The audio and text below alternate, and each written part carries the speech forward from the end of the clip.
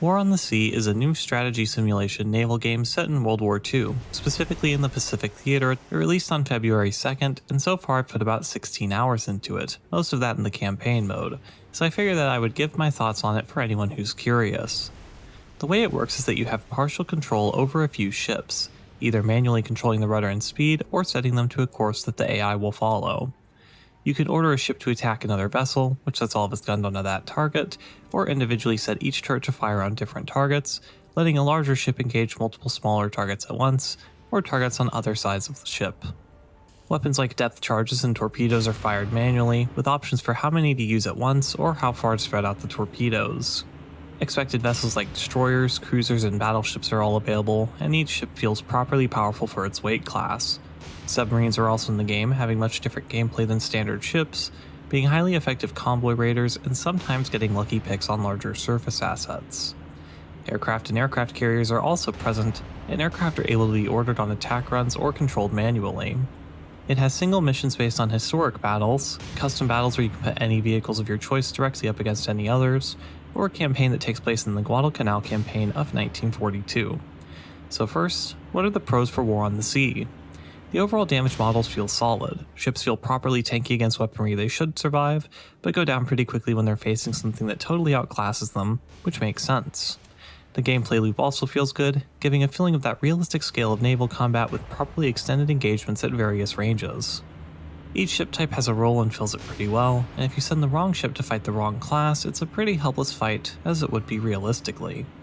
The campaign in particular feels really good, as being able to efficiently manage resources and create adaptable fleets combined with good tactics and has some very satisfying rewards on the strategic layer. It somewhat reminds me of the campaign from the Depths, but with real ships rather than custom built ones. Though there are a few cons as well, all of which can be adjusted over time and likely will be based on feedback. As a relatively new game, there are a lot of bugs, so this is obviously something that will be ironed out over time. While I initially soft-locked 2 campaigns by saving right before a consistent freeze, there's already been an update that added some temporary fixes for the issues I had and saved those files, so the dev team seems to be pretty quick about fixing these problems. Now, part of the fix was limiting the max number of aircraft in an engagement to 12, however this seems like a temporary fix while they patch out the bug causing the game to freeze after more than 12. The first issue that's on the gameplay level is excessive micromanagement. There's a lot of it, especially in the campaign, particularly on the strategic level, with the AI spamming scouting aircraft constantly. This isn't inherently bad, but the AI is so good at micromanaging that it's practically impossible for a player to match it without slowing the campaign to a complete crawl, so a bit of automation for scouting in particular could be a nice addition. While the damage control mechanics are good overall, fires can be a bit overwhelming. Even if you're actively extinguishing fires, they can spread throughout the ship too fast to stop, resulting in more fires, resulting in losing a ship from a single blaze that gets out of hand. Maybe splitting the damage control per segment to first extinguish the fire, then unwater the segment, then repair it, all with separate smaller timers, could fix this by letting you micromanage more to deal with the fires a bit faster. The only other major issue is that some ship classes are currently missing: Nagato, Lexington, Iowa, and some others. Of course, these will likely come with time, along with other navies and theaters. So, my overall experience so far is positive. The price of $40 does feel a little steep at the moment, though I know that everyone's economic situation is different and that $40 may mean more or less depending on it, so it's up to the individual whether or not that's a fair trade. I know that most of my viewer base is mostly interested in War Thunder Naval, which brings up a natural question. If you're discontent with the current state of Naval, is this a good alternative? Well, if your criticisms are about realism and the feeling of the grand scale of naval combat not being in-game, it does that pretty well. However, it's an RTS style and not direct control. You can directly steer ships and have a manual firing option, but it's much more about controlling a fleet than controlling a single vessel. The studio, Killerfish Games, also seems really good about listening to their community, head and shoulders above that of Gaijin. If you're in War Thunder Naval for direct control, aiming, dodging PvP, and grinding out new ships, it doesn't scratch that same itch. Personally, I like all of the above, so it does some things that I like, but isn't a War Thunder replacement so much as something that covers a different area. Anyway, just talking about the game isn't going to give a full idea of how it plays. For the rest of the video, I'll show a few highlights from a Twitch stream where I started my first Japanese campaign, which I'll be continuing to stream in the future, which should show what the gameplay is like. Thank you for watching. Yeah, those ones in the back are just going too slow. Alright, screw it, I'm just going to fire. For like 7-degree spread.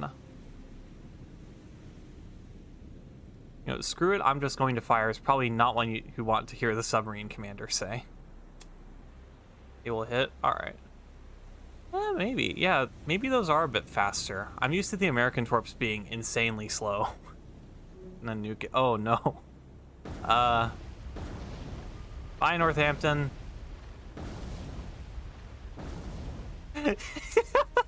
Yeah, okay, that's a good first salvo. Now I'll have I-40 run away while I-41, 42, and 43 start coming in. Are the Japanese torpedoes or like submarines more accurate or something? I've never had shots this simple. Just got out of school and you started streaming? Ah, nice. Wow, this is satisfying. They aim differently? Alright, well I think I know my favorite now. This is absurd. I like this. Oh, no, it's getting hit. It's getting absolutely hit. What? Ah. Thank you for the follow, Prince Best Boat. Do any videos on this game, or are you just gonna stick with War Thunder? I'll do some on this game, certainly. I'm just not sure what, really. I don't think, like, you know, standard Let's Play stuff really suits me. So I'm not quite sure what to do, but I'll figure something out. Fire spread of 4 torpedoes at a 5-degree angle. Wait until my main director has a good read on him. Well, yeah, I feel like that should... Actually, I'll do 2 torps at that one, and then I'll do 2 torps at the other C3. Too effective, too powerful. Wow, that's like a perfect salvo there. I could not have asked for better than that. I do wish that after you won a fight, there was a way to see what cargo the enemy was carrying. Like, that's pretty good. I'll certainly take that. I just wish that I could know, you know, kind of what have I just removed from the enemy's arsenal. I'll ignore that. It's just a scout drone. And a single submarine. Not what I want to see, but okay. Oh. That's a small attack force. Okay, well. I'll probably have to send Congo back to a port if this doesn't end quickly. Oh no, something tells me this is going to be quite the heated engagement at this rate. Can't have this trio back that. Kenetsuki is not doing so hot though. Actually, it's doing very hot. Very hot indeed. Doesn't like getting focused. Yeah. Probably keep it out of the main line of battle. Maybe I should have picked up Yamato instead. Pensacola struck by torpedo. Hey, nice. Very nice. And there's still a bunch going past. That might have just saved this. Not that we were in danger of losing so much as we were in danger of having Congo irreversibly crippled. Yeah, I think that might have done it. How damage control is going? Not great. How are the torpedoes? Oh, Portland struck by a torpedo. That should be it for Portland then. And there should actually be a second wave of torpedoes anytime now. Oh yeah, yeah, Venom is dead. Venom is absolutely dead. Atlanta struck by torpedo. Oh, nice.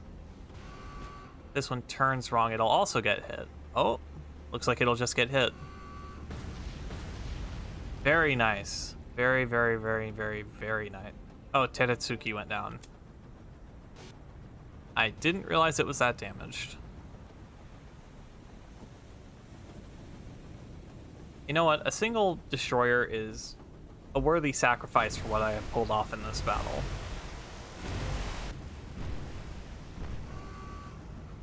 There we go.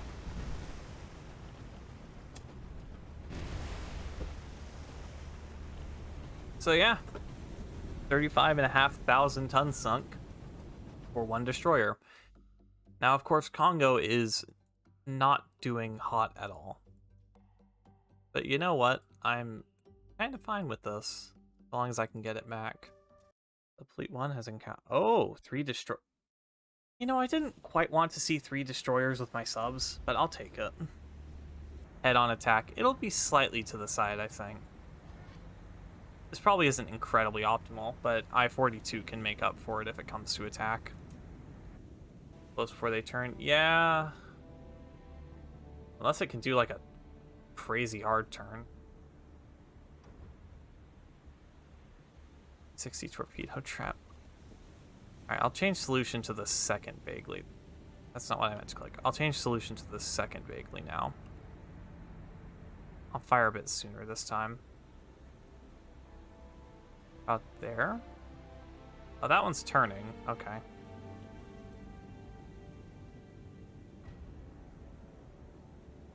Yeah, this may not have been the most optimal strategy.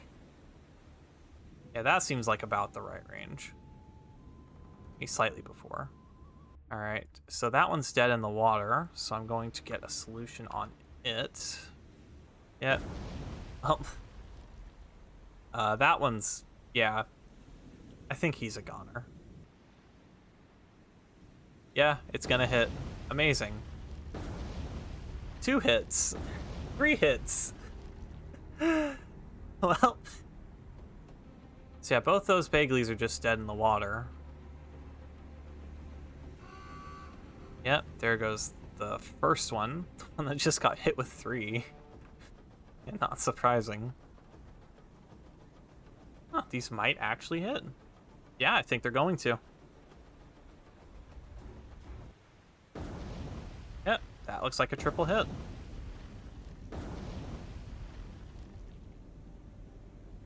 Still surprised this guy is up.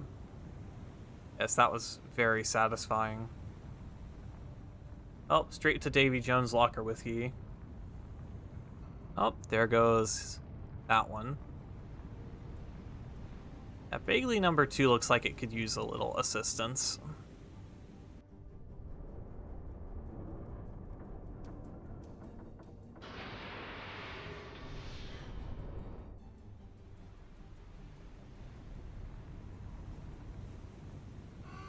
Oh, no, it didn't need assistance. Well, it's a waste of a torpedo, but it's just a torpedo.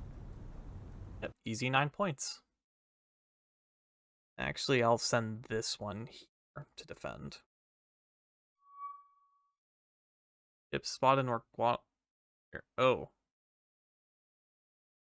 Alright, yeah, never mind what I just said. We're going over here. That's bad. Enemy troops have landed. Well, yeah. Maybe I should have dropped the troops there before heading back to set up that port. Alright, that's probably about as good as I'm getting on this ship. The 3 torp 5-degree spread. Over to I-43.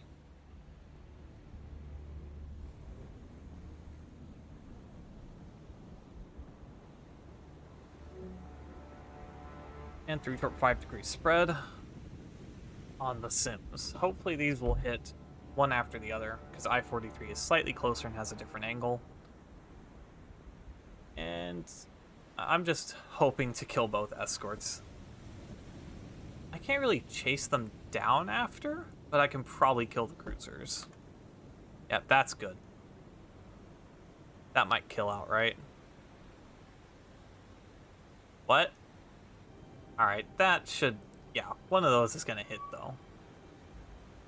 Oh.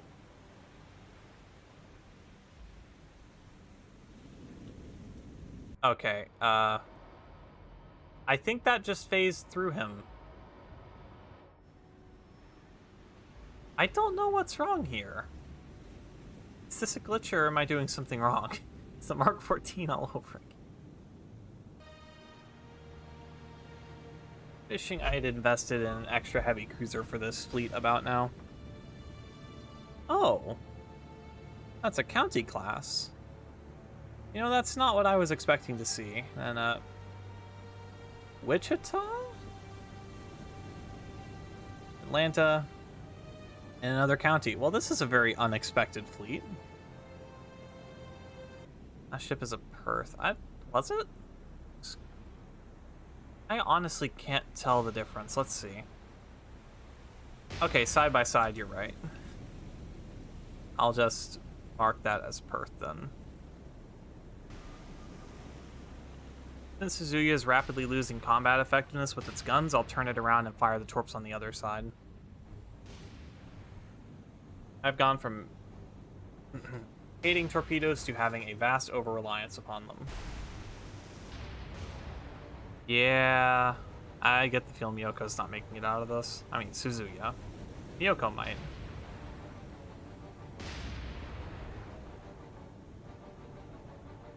Ah, so close. Maybe one would hit the county, but that's at most.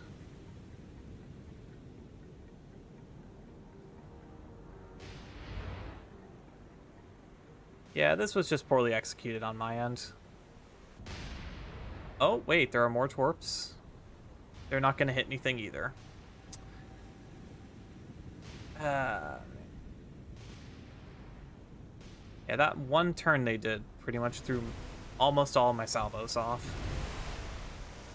Yeah, I wasn't expecting this fleet, certainly. I thought it was going to be that convoy fleet, which would have had 1 heavy cruiser, 2 destroyers, and 6 convoy ships, so it wouldn't make much sense for them to send it back. Yeah, there goes Miyoko. And I can't turn Suzuya to fire more torpedoes. It's probably going to flood.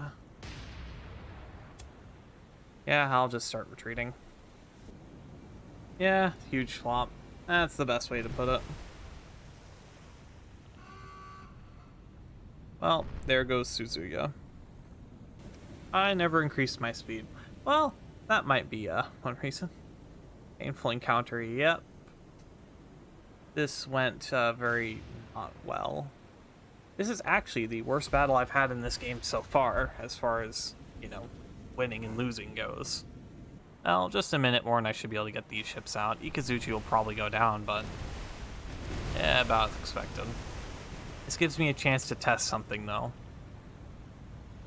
Can I really do this? Wait, why can I do this? Wait.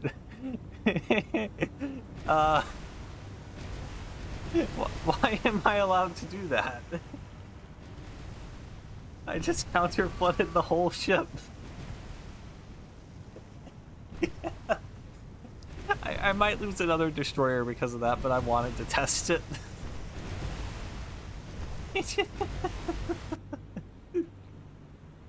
I guess I scuttled it. Yep, that was bad. Let's see how things have gone so far. My losses, 2 heavy cruisers, 2 destroyers. Enemy losses, a whole lot more than that. So yeah, while this campaign is currently having some problems, this is going quite well. Not amazing, but not terrible. I will head off for the night now. That was a fun stream. I hope to continue this save on the next file. On the next stream. Maybe not the next one. I might do War Thunder instead. Not sure between the two. But yeah, thank you everyone for tuning in. I will see you next time.